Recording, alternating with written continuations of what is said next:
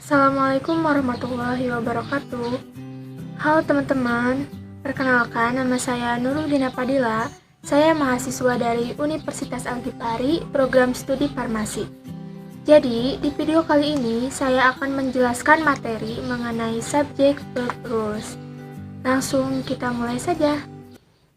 Nah, jadi subject verb rules ini kita sebut saja sebagai aturan. Langsung ke tips yang ke-1 atau aturan yang ke-1, amati kalimat soal apakah sudah memiliki unsur subjek dan predikat atau belum.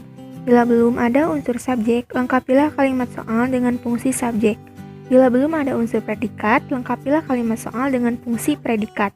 Bila belum ada unsur baik subjek dan predikat, carilah opsi yang memiliki unsur subjek dan predikat. Di sini ada fungsi subjek dapat terbentuk dari person atau noun yaitu nama orang atau benda. Yang kedua pronoun yaitu kata ganti orang atau kata ganti benda. Yang ketiga ada gerund yaitu kata kerja berakhiran ing. Yang keempat yaitu noun clause. Nah selanjutnya ada fungsi predikat dapat terbentuk dari to be. Yang kedua model plus verb one atau be. Nah yang ketiga verb one atau verb two. Langsung saja ke contoh soal. Di sini ada the sun bla bla bla vast amounts of gas. Nah, jawaban yang tepat itu terdapat di opsi A. Kenapa? Karena kalimat soal tersebut belum memiliki unsur predikat. Nah, dari opsi yang tersedia itu, yang dapat bertindak sebagai predikat adalah yang A, yaitu verb one atau kata kerja ke-1. Di sini ada tips yang kedua atau aturan yang kedua, yaitu untuk subjek. Hindari pemakaian awalan preposition. Preposition itu seperti with, in, at, dan lain-lain. Yang kedua, hindari pemakaian awalan relative pronoun, seperti who, whom, whose, which, that. Nah, yang ketiga, hindari pemakaian awalan conjunction. Conjunction itu contohnya when, but, and, as, dan lain-lain. Kita langsung saja ke contoh. Di sini ada contoh soal adopted the decimal system of coinage in 1867. Nah, jawaban yang tepat itu terdapat di opsi A, yaitu Kanada. Jadi, Kanada adopted the decimal system of coinage in 1867. Tips yang ketiga atau aturan yang ketiga untuk predikat. Yang ke-1, hindari pemakaian pronoun. Pronoun itu kata ganti yang mengulang subjeknya. Nah, yang kedua, hindari pemakaian awalan preposition. Yang ketiga, hindari pemakaian awalan conjunction. Yang keempat, hindari pemakaian awalan relative pronoun. Yang kelima, hindari pemakaian verb ing bila tidak diawali to be. Pasti kalian sudah mengetahui ya contoh to be itu seperti apa. Jadi contoh to be itu seperti is, am, are, was, were, dan lain-lain. Nah yang terakhir itu hindari pemakaian verb 3 bila tidak diawali to be atau have, has, had. Langsung saja ke contoh soal yang ke-1. Di sini ada the president bla bla bla the election by landslide.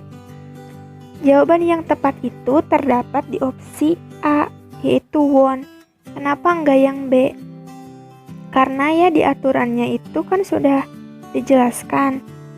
Hindari pemakaian pronoun yang mengulang subjeknya atau hindari pemakaian kata ganti yang mengulang subjeknya. Jadi yang B ini itu kan he won. Nah, he ini itu termasuk kata yang mengulang subjeknya. Jadi he di sini itu mengulangi the president itu.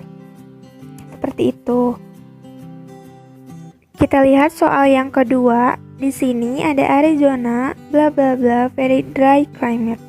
Nah, jawaban yang tepat itu terdapat di opsi A, yaitu has.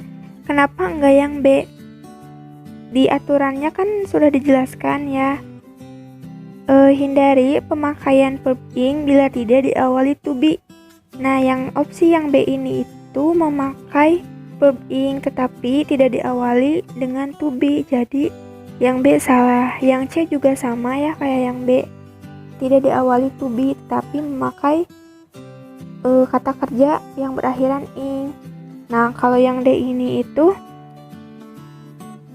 sama salah karena di aturannya kan hindari pemakaian awalan preposition. Preposition itu seperti with, in, at, dan lain-lain.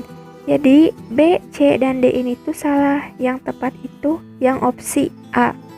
Kita langsung ke tips yang keempat atau aturan yang keempat. Bila unsur subjek dan unsur predikat sudah hadir, jangan memilih yang bertindak sebagai unsur subjek dan unsur predikat lagi. Di sini ada contoh. The child bla bla bla playing in the yard is my son. Nah, jawaban yang tepat itu terdapat di opsi A. Karena kalimat tersebut sudah memiliki unsur subjek dan unsur predikat.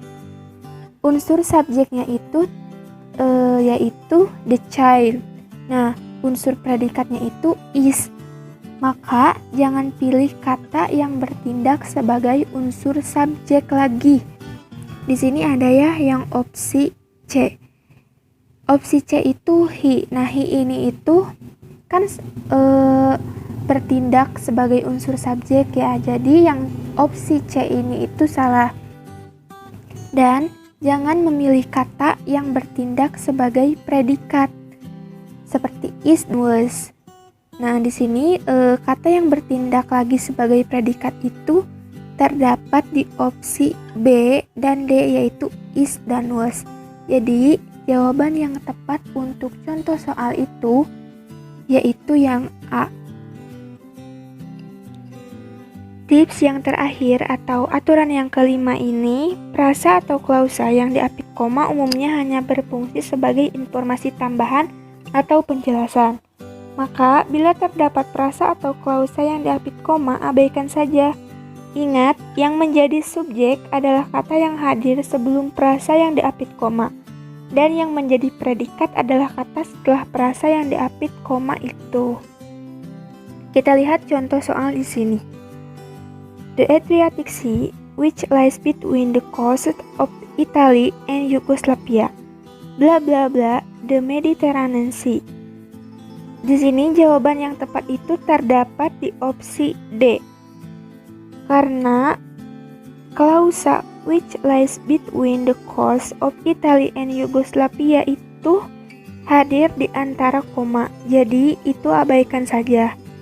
Nah, yang menjadi subjeknya itu di sini the Adriatic Sea. Dengan demikian, kalimat soal belum memiliki predikat. Fungsi predikat itu dipenuhi oleh opsi D. Dengan to be-nya itu is. Cukup sekian video dari saya. Semoga bermanfaat. Wassalamualaikum warahmatullahi wabarakatuh.